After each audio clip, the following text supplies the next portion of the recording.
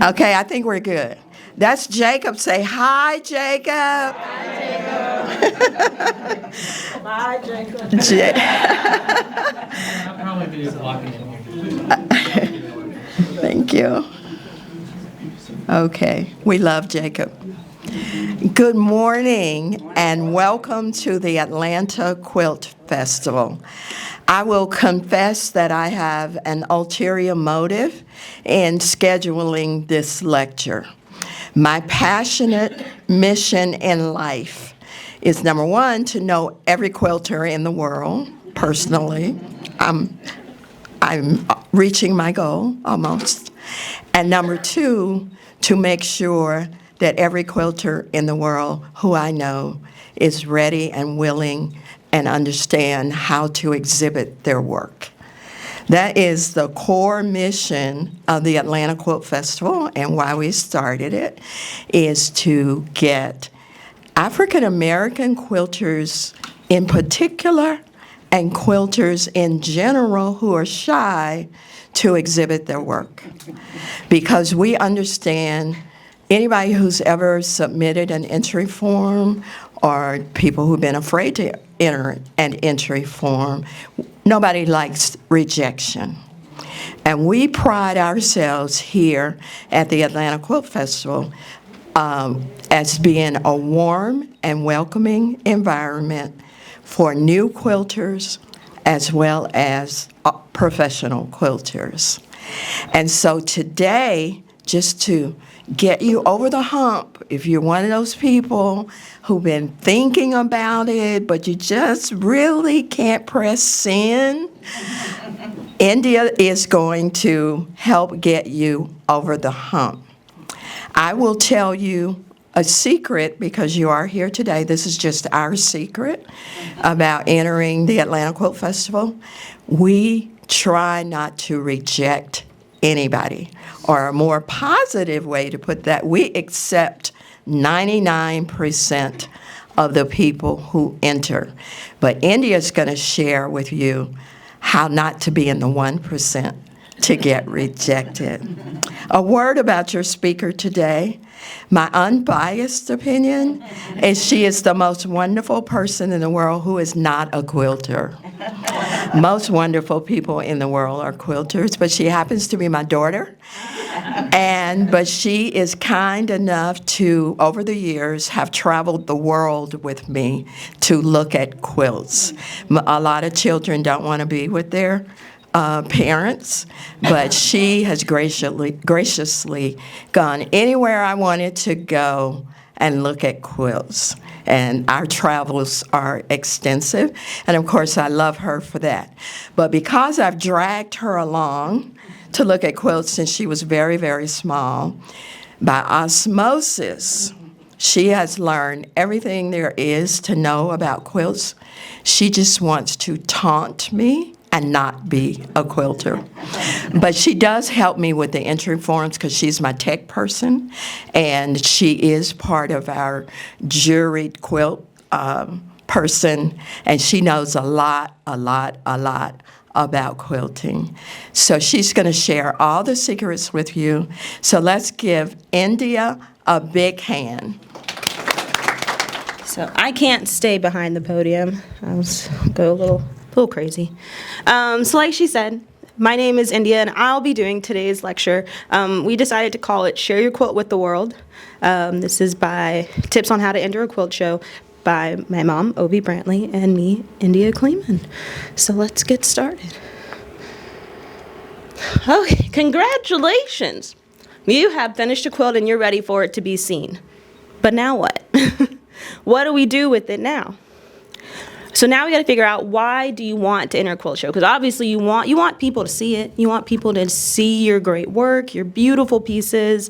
But now you got to figure out, why do you want to enter a quilt show?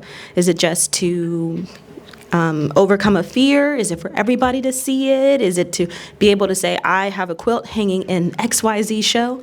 It could be any of those things. Then the next question is, do I know how to enter in order for it to be accepted? And so that's what we're going to learn today. So who are we? We are Ovi Brantley, who is the CEO of the Atlanta Quilt Festival and one of the co-founders. She has been quilting since 1999, so before Y2K, guys. She's had quilts in multiple exhibits across the country, including from, of course, the Atlanta Quilt Festival, East Cobb, Houston, International Quilt Museum, and of course now the newest one, the High Museum.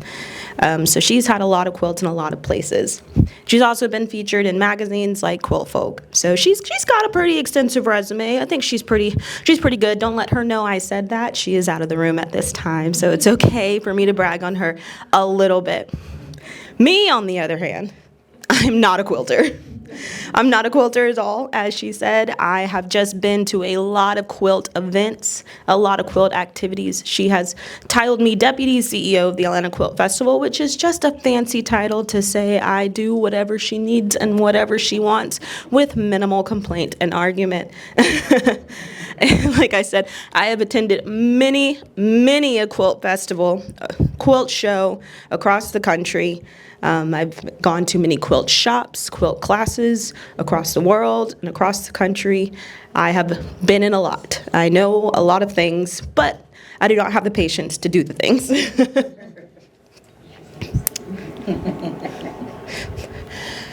So to start off with us entering a quilt show, we got to choose our quilt. We want to choose a quilt that features our best work.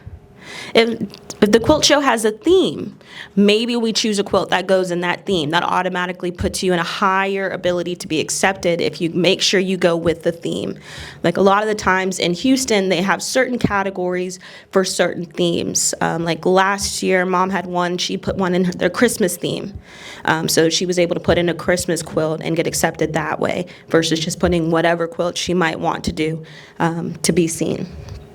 Does your quilt have a message? Does the message go with the show? Is it something that can be easily explained, easily looked at, and so it sparks a conversation, or it really just makes people go, ooh, what is this quilt telling me? I can understand what this is telling me. Is it something that does that?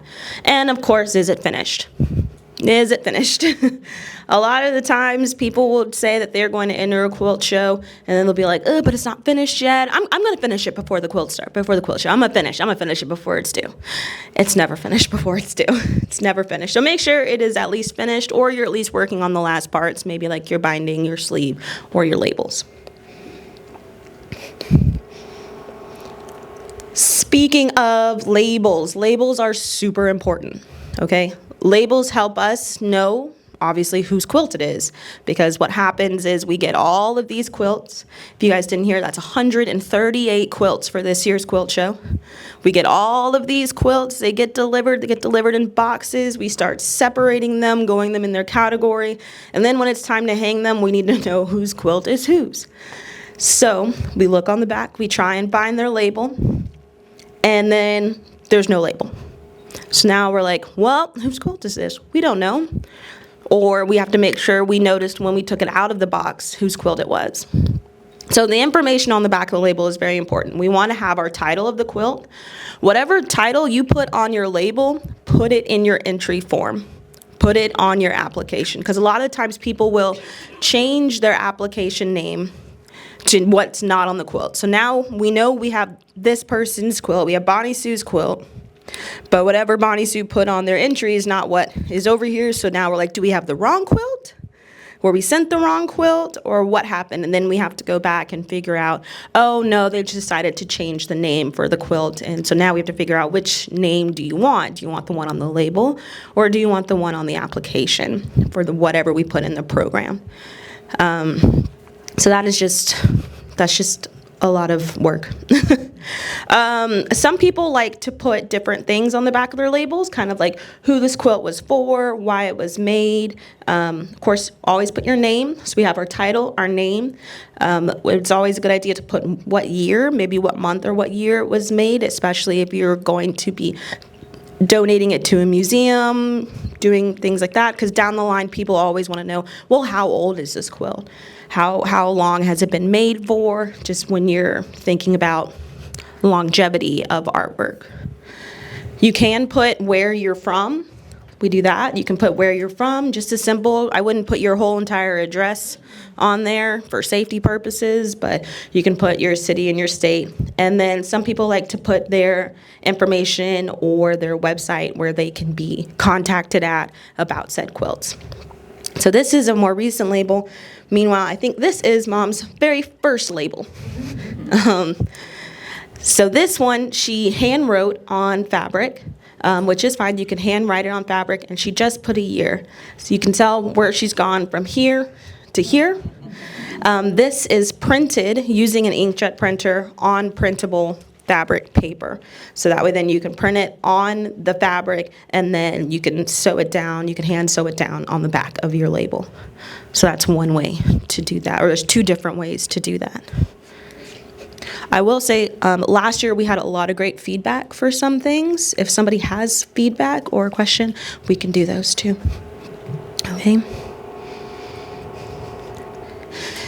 Hanging sleeves. Hanging sleeves are a good way to get your quilt not accepted to quilt shows. It's a good way to get your quilt not accepted to quilt shows. If your quilt does not have a hanging sleeve on it, many quilt shows will not take the time to put a temporary one on it. If you don't want to put a sleeve permanently on the back of your quilt, then think about doing a temporary one, whether that is done with big stitches, done with safety pins, then put a temporary sleeve on there.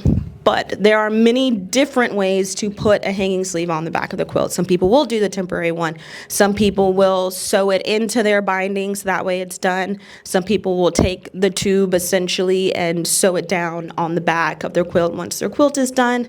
But the most important part is that it is 4 inches in width and that it needs to end 1/2 inch from either end of the quilt.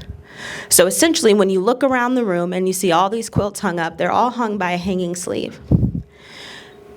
When we hang them, for our hanging system, we use a stick on the back of the sleeve to help it hang flat, and basically that stick goes through the sleeve, and the reason you can't see it, the ends of it, is because of that 1/2 inch border on either side. So that's why the quilts and the artwork always seem so seamlessly on the walls. Now, when you look around and you see sometimes a quilt might be hanging a little wonky, you might see the back of that sleeve. We ourselves try to fix some sleeves that we get that aren't exactly where they need to be. But like I said, not everybody takes the time to do that at every festival. But we try and do that so that way the whole festival looks beautiful and everybody's quilt is hung in a beautiful way. So hanging sleeves, definitely something to work at, something to do. There's probably plenty of information on YouTube, or get with a friend.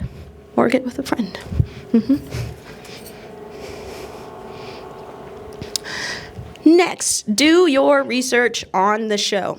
Where is the show? Where is the show can be a pretty big thing, because that can you travel to the show? Do you want to travel to the show? Do you just, is it going to be a flight? Is it going to be a drive? Is it just going to be, a quick Uber down the street? Who knows? But where is the show can also help you decide if you want to enter that quilt show. Like, some people want to go to Paducah, to the International Quilt Museum. That'd be the only reason you're going to Paducah, though. Okay? But that's a great place to have a quilt in. When is the show? Kind of going back to themes. If we're looking at a summer show, or we're looking at a winter show, that also might affect your travel or what you're doing with your family. But that also might affect what type of quilt show they're having. Is it going to be a holiday themed? Is it going to be, let's see, could be a patriotic theme. Like last year, the Houston Festival had a whole red, white, and blue theme going on last year. And does your quilt fit in your quilt show? So in comparison for us at the Atlanta Quilt Festival, we definitely champion beginning quilters. We champion African American quilting and African American quilts.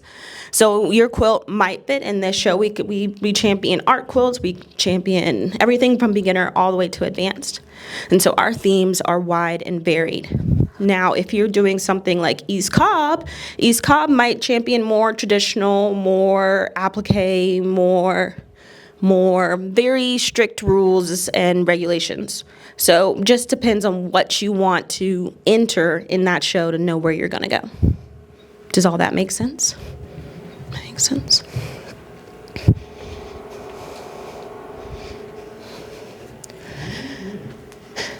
Entering your quilt. Read the rules. Read the rules of your quilt.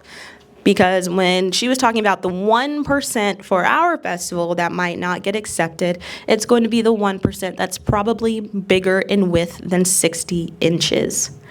We don't accept anything bigger than 60 inches in width. It can be long, but we don't accept anything bigger than 60 inches because, as you can see, our wall space is limited. We know we don't have that much wall space, and we try to get everybody's quilt in the show. So we don't want anything that is too big, so that way we don't have to exclude other people because some people had really, really big quilts in the show. So that, for us, that's our biggest rule. Okay, review the application. Review the application first before you start filling it out. Do you need to know where your pattern came from? Do you need to know who made the pattern? Who quilted it? Do you need to know? You need to know your deadlines. Do you need to have a description?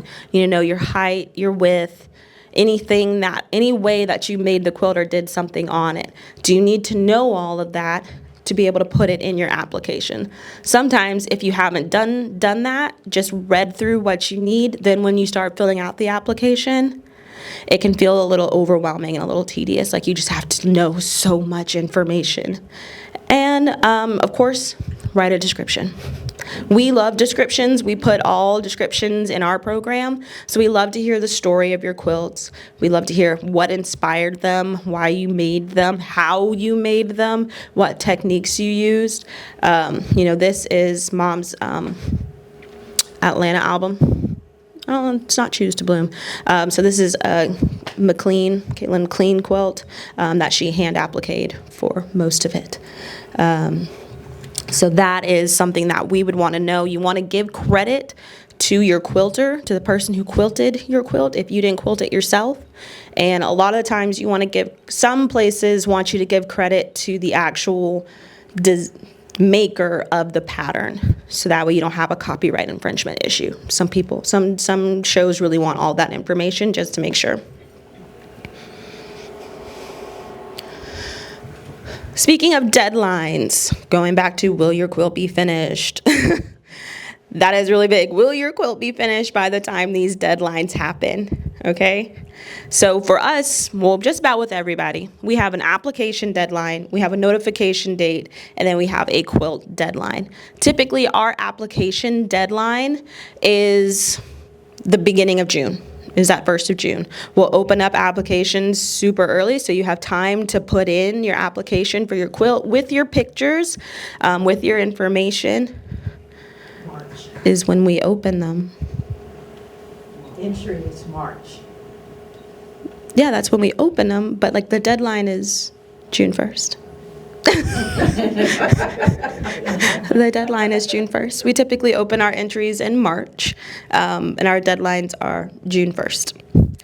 After we get after that deadline passes, our notification date is typically 2 weeks later. It gives us enough time to go through all the quilts, make sure everybody's fit our requirements, and then we send out an email. So between now and then, you don't have to email us. You don't have to email anybody wondering, did you get my application? Did you get my application? Is it there? Is it there? I did it this way. I did it that way. I promise you, we got it. We got it. With that, make sure you know how to do your applications. We have both a written application. We have a printout form, PDF, that can be mailed in, but we've also started going to Entry Thingy, which is our online database to enter your quilts in. Entry Thingy is not the best, but it's what we have. It's what we have, and there's not that many softwares out there that allow you to do the amount of things Entry Thingy allow you to do. So it does take a little bit of time to go through, so try not to wait till the last minute to do your application. That goes back to reviewing your application to make sure you know how to do it when it's due.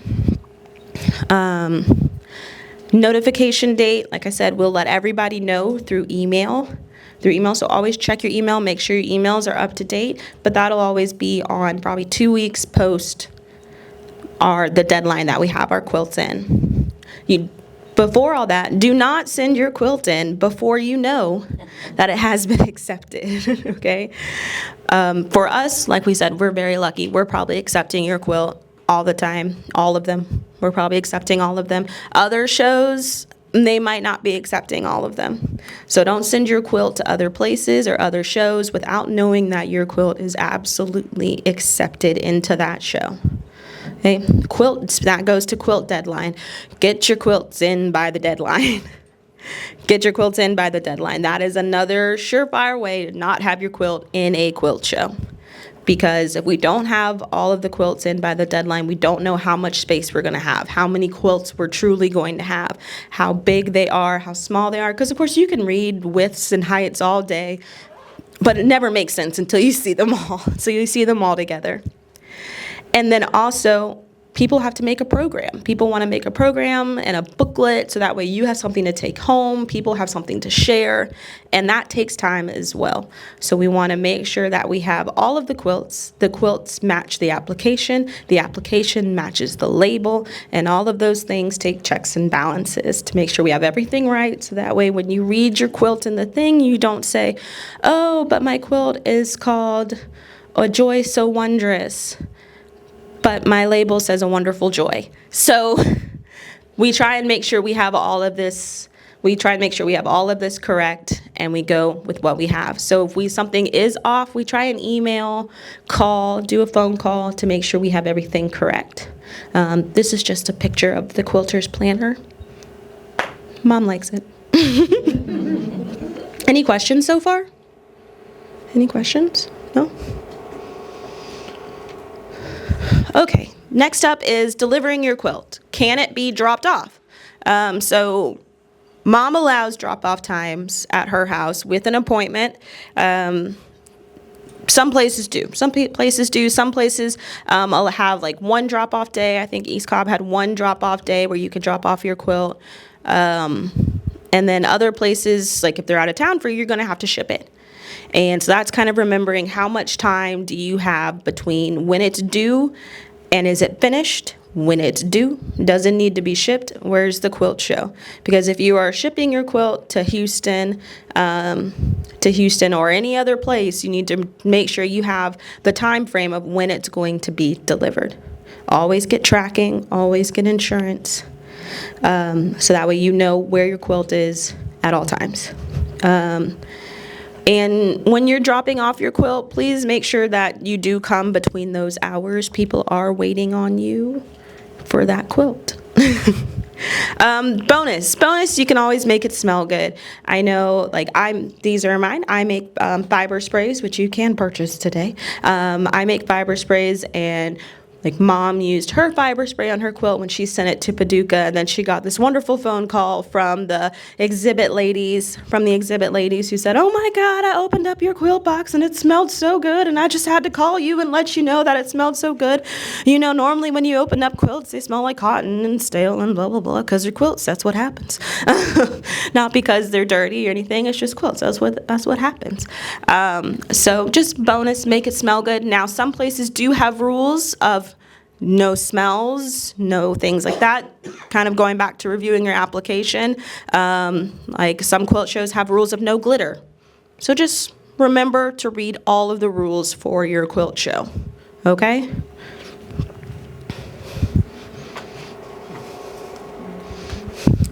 Promote your quilt. Promote your quilt. This is so important, especially for small quilt shows like us. Helping us promote your quilt helps get more people in the door so we can continue to grow and continue to get bigger. So let people know that you have in the quilt in the show. Be proud. That's exciting. It's so exciting to get accepted somewhere, so be proud that you have something people wanted to see, people wanted to exhibit, people wanted to show. So let people know that. Don't be shy now. You've already done the hard part. You've already done the hard part. So promote it on social media.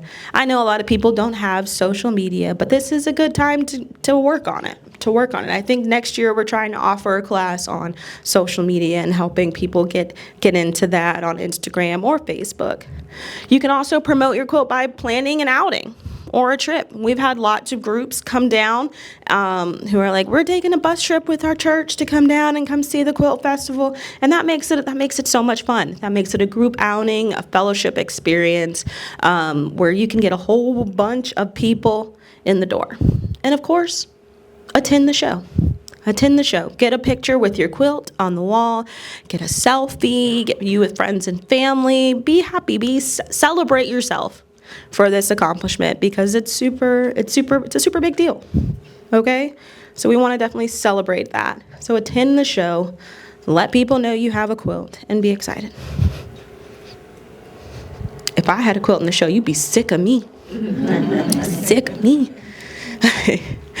Prepared for judging. Okay, not every quilt festival, every quilt show, it has a judged experience. We do have a juried exhibit.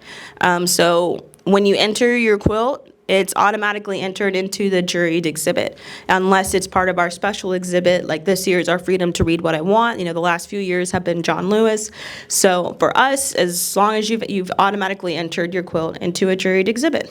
So if that happens, make sure know if you have a best in show or a popular vote.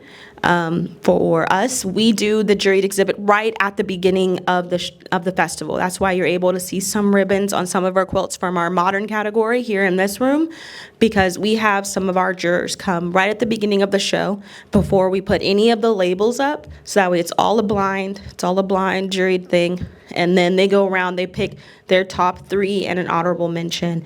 And then when we open, people get to be really excited about that. People get to know what their quilts have won. And then we also have a best in show or a popular vote. So that goes back to get people to the show. Popular vote, okay? So bring your friends, bring your family, have them vote for your quilt, sharing it on social media. Oh, and you can only vote for each quilt once. But so that brings you back to getting your friends and family into the show, bringing people down so that way they vote for your quilt once and then pick other ones. So that way then you can rack up those votes, rack up those votes. And then learn what you can from the judging. Our show's pretty small, so we don't do judges sheets. I know we went to one in South Carolina, and they return judges sheets with their scorecards, so you could see their feedback and what they thought of your quilt and why it wasn't judged. So that was one of the things we saw when Mom had one in South Carolina. So for us, it's probably just best to ask. Anybody could share that information, especially some of our board members, some people who have been quilting for a long time. A lot of the times we do talk to the judges afterwards just to figure out what they were thinking, what they thought about each quilt and why they chose, just because we're curious. So just learn what you can from the judging. Now remember, just because your quilt didn't win a ribbon doesn't mean it wasn't beautiful. It just wasn't what the jury was liked at the time. Loving quilts is very subjective.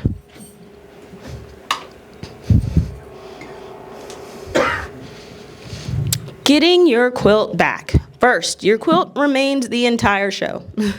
Do not ask for your quilt to come back to you early. If you're entering a quilt show, you know the dates. They go from here to here. No one wants to accept a quilt and then hear, oh, I need it back for this. It's going here or it's going there. And then they have to take it off the wall, and now you have a hole in your exhibit.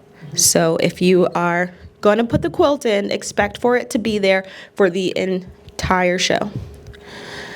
You can also pick up your quilt. We will have a pickup date after the end of the show. We will have a pickup date, just one date, and it'll be picked up here on September 9th. 9th. Email said. I believe y'all. We'll have a pickup date right here. We would like, most shows would like if you could also, when you send your quilt in, do return postage as well. It makes it a lot easier for us. We keep all of your boxes. Speaking of shipping boxes, try not to ship your quilts in odd shaped boxes, things that are difficult to get your quilt back in the box, because whatever you did, I promise you, we are not as good at doing. Okay, so we're gonna try to roll your quilt like you had it around a tube and put it in the tube, but the best thing is just a normal size box, guys, a normal size box. And then add return postage. We hold on to all of the boxes, all of the return postage, and we will send your quilt back in whatever box we get for us. Now, there are other quilt shows like this one. This is us in Houston. Well, this is Mom in Houston pretending to do some work. They, at the end of their show, they accept volunteers to come and take down their quilts. So this year, Mom had her red and white exhibit, and we also had John Lewis Part 1. So after the end of the quilt show, we stayed for the end, and we took down both exhibits to help volunteer and put all of our quilts. They have all of their stuff done in big boxes, lots of tissue paper, which you don't actually have to do the tissue paper part. They'll go back in and do that, but it helps them to get them off the hanging system and separate it into their individual boxes. That way then they will then ship it back to them. Volunteering is also a great way to get known or to make friends or to, learn,